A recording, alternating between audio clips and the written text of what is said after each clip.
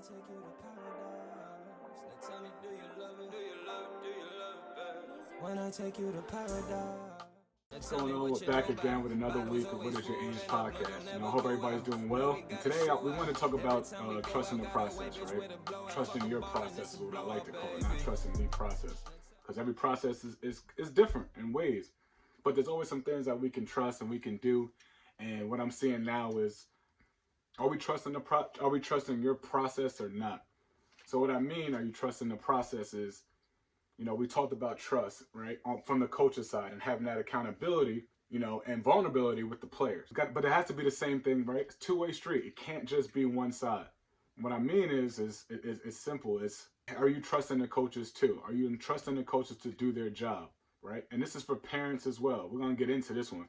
Because oftentimes what I'm seeing now is that people aren't fully trusting the process, right? Oh, because you may not start this year, so you're kind of ready to, the coach doesn't know what he's doing. And there is sometimes, don't get me wrong, that isn't always the case. There's sometimes where there's things that are out of your control. But what you can control, right, is your process, is your maturation through this whole thing.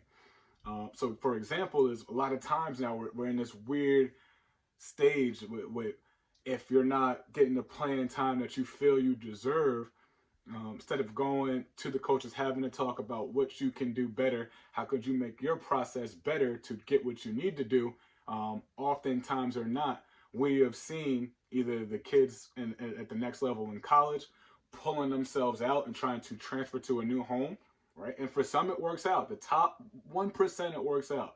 But what about the people that are not those top 1% who end up transferring and don't have a home? And then now you're seeing it even at the high school level where parents may disagree with their coach, or that they don't even understand the full story or in depth, or even what's going on, right? About their child's practice habits, right? How they go and conduct themselves, right? Or maybe they are just fighting for a position, and a coach may want to see what is the fight like, right?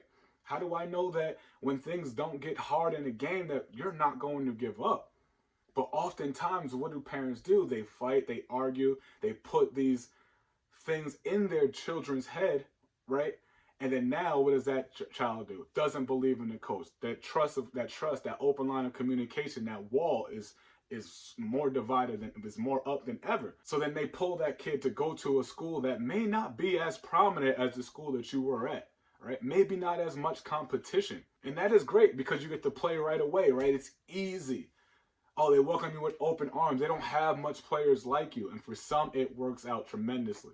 That's why I say trust your process. But for the majority, it works out. You're playing, you're doing good, you're the starter, right? For a team that isn't as good as the team that you were just on. And then more importantly now, right? What does that do to the psyche of your mind? Because I'm going to tell every individual that wants to play college athlete, that wants to be a college athlete, it is beyond different at that next level. Mom, your dad, your brother, your grandmother, your sister, your uncle, nephew, cousin, whoever cannot make that phone call to that head coach and save you. You have to listen to me. They cannot save you, right? It doesn't matter. Once you sign that letter of intent, right? Once you are at that university, that's it. Your parents can call and argue and fight. Those coaches are not going to, they might give you the time of day to listen. But guess what? If you want to go and transfer, most likely they'll sign it for you because you're replaceable. They don't want that. They don't need that. So we have to start trusting the process, going through the hardships, going through the failures. Oh man, this one means so much to me because we can't keep giving up. And it's nice that you're doing everything, but if you have these goals at that higher level, right, at the top of the top, doesn't matter. The next level is the next level. Wherever you're playing at, Division 1, 2, 3, NIA, you are probably somewhat relatively the top person on your team. So when you go to that next level, everybody that you're playing with was probably or close to that top person on your team. So now it's competition, right? And competition breeds success. And if we're not willing to compete, if we're not willing to fight, that success is inflated. It's not real success. Because then when life, and we all know it, Doesn't matter what age you are right now in your life, you have to have been battle tested in somewhat.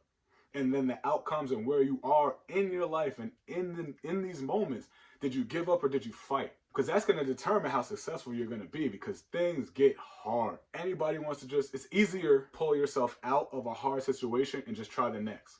And that's why there's so many people that aren't as successful or aren't as great as they could be, because that moment, right, when your back is against a wall and you got nothing to do but to fight, a lot of times people flight. They don't want to dig deep. They don't want to knuckle up. They don't want to say, man, I'm in here for the long run. Are you fighting for something? Is your process, is your journey that you're fighting for that important to you, so that when times get tough, I just get tougher? And that's what it was, right? I've got cut 1,000,000 times from the league, 1,000,000. From high school, I was pretty good. College, I was pretty good.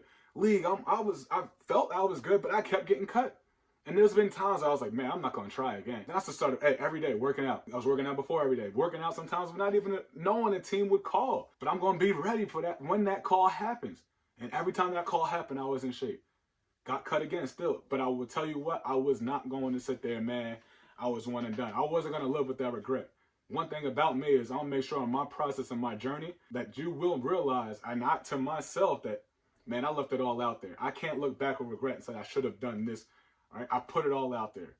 I got cut, wiped my boots off, wiped it up, got back up, went back to work. I didn't sit there and say, man, that's it. My first time really getting cut, what am I going to do? I have my moments. I have my moments of doubt, and you're allowed to, all right? But count to 10, that's it, and let's go. But the biggest thing, right, to anybody watching is trust your process.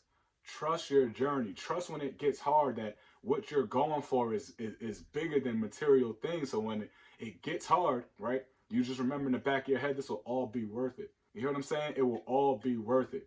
So I want everybody right now, it's going to get hard, right? There's somebody right now battling that knows they should be playing, right? Trust it. Trust it. Because when you get it, make sure when you get in, make sure when you get that chance that you're pissed off for this greatness, right? And that you were pissed off that you were denied so long. And then now when you got it, make the best of it. Make every moment. Feel every one of that, anybody who doubted you, that regret, that didn't believe in your journey and your process and your dreams, that when you got to do what you got to do, you make sure every single person knows your name. And that's the message I want to get out today. Trust your process. Don't give up. Don't turn back. We're in it. You got one life to live. Live it. But make sure it's not a life that we're quitting on every moment something gets hard, because that's when it gets easy. The minute you're able to just quit every time something gets hard, the easy life then. And that's the life we don't want, because success is not going to really come. So trust it. Trust your process. Trust your journey. Don't give up. And parents, you too. Let the coaches coach. Don't get in their way. Let them. And don't put any negative thoughts in your children's head. Let them go out there and be a blank canvas, so that way they're not having these negative thoughts and they're not blinded by what the coach is doing. They can go out and perform. Right? Understand that. Trust the process. Trust the journey.